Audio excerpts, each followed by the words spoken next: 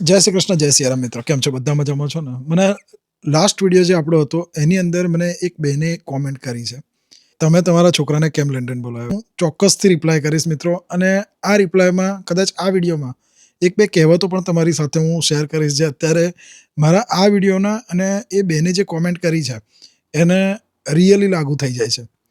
હવે લંડન વિશે જેટલી બી મેં માહિતી તમને આપી છે છેલ્લા 2 વિડીયોમાં, તો એમાં મેં અહીંની અને મારા પાછલા ઘણા વિડીયોમાં મેં એ માહિતી આપી છે કે લંડનની લાઈફ કેવી છે, અહીંયા આગળ કેવું સ્ટ્રગલ ફેસ કરવું પડે છે. એટલા બે સ્ટુડન્ટ્સ અહીંયા યુકેમાં આવે છે, જે બી ભાઈ બહેનો અહીંયા વર્ક પરમિટ પર આવે છે, સ્કિલ વર્ક વિઝા પર, બરાબર? તો એ લોકોને અહીંયા કેવી તકલીફો પડે છે એના વિશે મેં માહિતી આપી છે. સાથે મારો મેન જે હેતુ છે એ હેતુ એટલો જ છે, તમને કોઈ ડિમોટિવેટ કરવાનો નથી કે હું એવું નથી વિચારતો કે તમે લોકો યુકે ના આવો. નેક્સ્ટ આના પછી જે એક વિડીયો આવવાનો છે એની અંદર મેં તમારી માટે એવા પણ ટોપિક લીધા છે કે યુકેમાં આવવાથી તમને શું શીખવા મળશે, કે તમે શું કરી શકો છો તમારી લાઈફમાં, આગળ તમારે જો વધવું હોય જિંદગીમાં તો શું કરવું, અને યુકેમાં આવીને તમે કેવી રીતે પૈસા બનાવી શકો છો, પૈસા કમાઈ શકો છો અને એને બચત પણ કરી શકો, એના વિશે પણ હું વાત કરીશ. પણ આ વિડીયોમાં મારે જે બેને કોમેન્ટ કરી છે ને, એ કોમેન્ટ કંઈક એવી છે કે તમે તમારા છોકરાને કેમ યુકે બોલાવ્યો.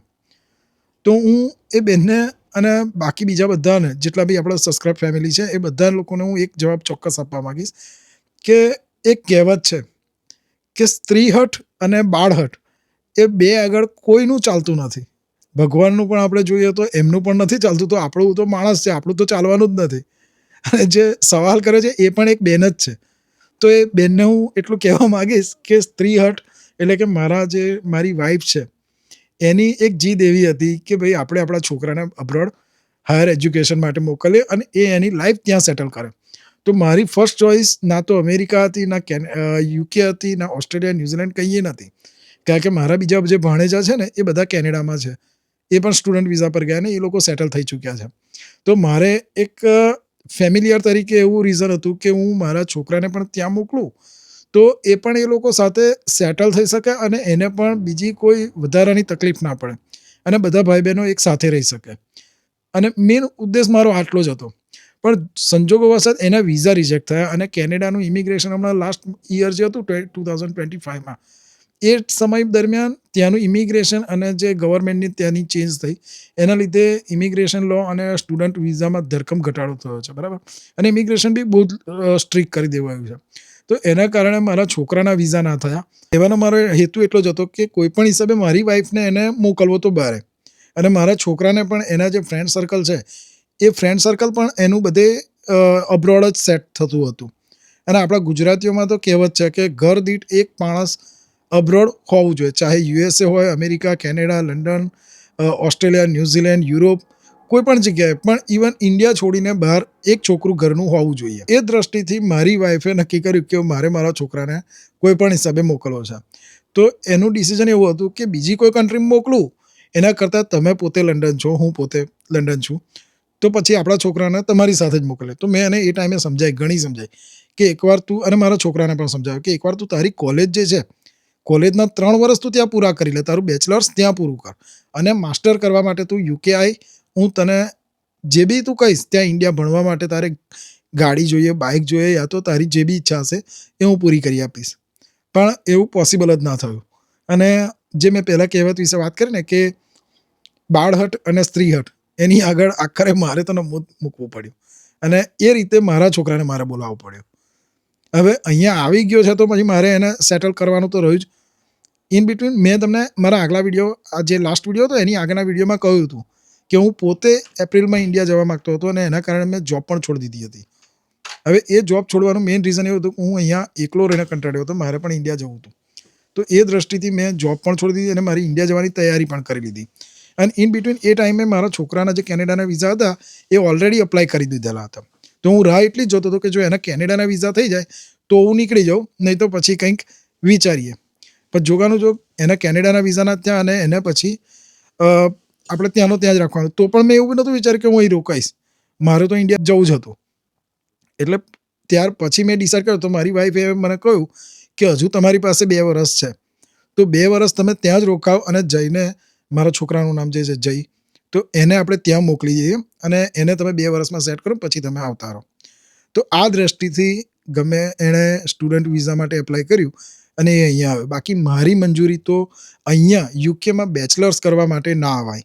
અને તમે અહીંયા જેટલા બી સ્ટુડન્ટ્સ અહીંયા યુકે આવ્યા છે, જે ભૂલ કરી બેઠા છે, માસ્ટર કરવા માટે હું તમને 100% સજેશન કરીશ કે માસ્ટર જો તમારે કરવું હોય તો યુકે બેસ્ટ ઓપ્શન છે. પણ બેચલર માટે એટલા માટે કે 3 વર્ષ તમે કોલેજના અહીંયા કરવા આવો તો 3 વર્ષની તમારે ફી ભરવાની સાથે IHSની એ બધા જ એક્સપેન્સ તમારે પોતે ઉઠાવવાના થશે. અને એ એક્સપેન્સની સામે તમારા બાળકને જે અહીંયા વર્કિંગ અવર્સ મળશે એ વીકલી 20 અવર્સ જ મળશે. અને એ 20 અવર્સમાં એનો પોતાનો ખર્ચો પરણ કાઢી શકશે. તો પછી એ ભણવાની ફી જે નેક્સ્ટ યરની 1 વર્ષની તમે ભણીને ફી ભરીને મોકલશો, બરાબર? તો બીજા 2 વર્ષની ફી કોણ ભરશે? તો તમારું અને તમારી જગ્યાએ એવું હોય તો હું પણ એ જ વિચારું કે ભાઈ અમે મા બાપ છીએ તો 1 વર્ષની ફી તને ભરી આપીએ અને તું ત્યાં લંડન જાઉં તો લંડન ત્યાં કમાવાનું સારું છે તો તારે અમને પૈસા મોકલવાની જરૂર નથી. દરેક માતા પિતા આ જ કહેતા હોય છે. પણ અંદરો અંદર એક આશા તો હોય છે કે મારો છોકરો ત્યાં લંડન જાય કે ઓસ્ટ્રેલિયા કે ન્યૂઝીલેન્ડ, અમેરિકા, કેનેડા ગમે ત્યાં જાય અને એ ત્યાં પૈસા કમાઈને એની ફી પણ ભેગી કરે અને અમને પણ પૈસા મોકલે. અને આ વિચારસરણી દરેકની હોય, પણ કોઈ મોઢેથી નથી બોલીતું, કોઈ બોલી પણ નહીં શકતું. કારણ કે અહીંયાની સિચ્યુએશન પ્રમાણે મેં તમને પાછલા 2 વિડીયોમાં એ સિચ્યુએશન જણાવી છે કે જેટલા બી સ્ટુડન્ટ્સ અહીંયા આવે છે એ સ્ટુડન્ટ્સને અહીંયા કેવી તકલીફોનો સામનો કરવો પડે છે. અને હજુ આવનારા વિડીયો ઘણા બધા એવા વિડીયો છે, ઘણી ઇન્ફોર્મેશન એવી છે કે જે મારે તમારી સાથે શેર કરવી છે. અને વચ્ચે મારે આ મારો સન જે અહીંયા આવવાનો હતો એની ભાગાદોડ અને મારે જે ઘર ચેન્જ કરવાનું હતું એની અંદર હું વિડીયો નહોતો બનાવી શક્યો. પણ હવે રેગ્યુલરલી તમારા માટે હું ઇન્ફોર્મેટિવ વિડીયો લઈને આવવાનો છું. તો ચેનલ પર તો તમારે સબસ્ક્રાઈબ કરી જ દેજો, સાથે તમારા બાળકોને અહીં યુકે મોકલવા માંગતા હોય તો. સાથે તમને બીજી એક એવી વાત કરીશ કે અહીંયા મેં મારા છોકરાને બોલાવ્યો છે તો સાથે મારો છોકરો એકલો નથી આવ્યો, મારો સગો ભાણિયો પણ અહીંયા આવ્યો છે અને ભત્રીજો પણ આવ્યો છે. એ ત્રણેય જણા અત્યારે મારી સાથે રહે છે. એની માટે મેં જોબ પણ શોધી રાખી હતી. અને તમને હું પહેલેથી જ કહેતો આવ્યો છું કે જો તમારા બાળકને યુકે યા તો કોઈ બી ઇન્ડિયાની બહાર કોઈ બી કન્ટ્રીમાં તમારે મોકલવું હોય તો એને એટલીસ્ટ એક સપોર્ટની તમે હેલ્પ કરી આપજો કે ત્યાં તમારું કોઈ ઓળખીતું કોઈ મિત્ર કે કોઈ ફેમિલિયર ત્યાં રહેતું હોય તો એની સાથે કોન્ટેક્ટ કરી આપજો. એને શું છે કે એકવાર જોબ મળવા અને ત્યાર પછી નાની મોટી જો કોઈ તકલીફ પડતી હોય તો એ ત્યાં આગળ એને એક હિંમત રહે. અહીંયા ઇન્ડિયામાં જ્યારે છોકરાઓ આપણી સાથે હોય છે ને તો એ લોકોને એટલી ચિંતા નથી હોતી. પણ બહાર કોઈ બી અનધર કન્ટ્રીમાં જ્યારે એ જાય છે ત્યારે ત્યાં એ એકલા પડી જાય છે અને એમને હકીકતમાં કોઈના કોઈ સાથની જરૂર પડતી હોય છે. કેમ સાથની જરૂર પડતી હોય છે આપણે નેક્સ્ટ વિડીયોમાં ચોક્કસથી વાત કરવાનો છું તમારી સાથે. અને એ વિડીયો પણ 1-2 દિવસમાં તમારી માટે હું અપલોડ કરી દઈશ. અને ઘણા એવા વિડીયો છે, ઘણી એવી ઇન્ફોર્મેશન છે જે તમારી સાથે શેર કરવાની છે.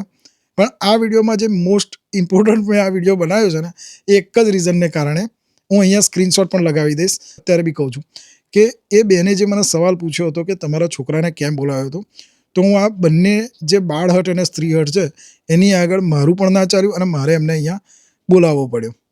થોડાક ટાઈમ પછી હું મારા નાના બાળક અને મારો જે નાનો છોકરો છે એને અને મારી વાઈફને પણ અહીંયા ફરવા માટે બોલાવવાનો છું અને એ પણ આવશે અહીંયા. અને નહીં આવે તો બી મને કોઈ અફસોસ નથી, લાઈફમાં પછી એ ગમે ત્યારે આવી શકશે. પણ હાલની પરિસ્થિતિ જે રીતની યુકેમાં ચાલી રહી છે સ્ટુડન્ટ્સની અને જે સ્કિલ વર્કર વિઝા પર અહીંયા આવે છે અને એની લોકલ જે લાઈફ છે એને વિશે હું અવારનવાર તમારી સાથે મારા ચેનલ થ્રુ દરેક વિડીયોની ઇન્ફોર્મેશન તમને આપતો રહીશ મિત્રો.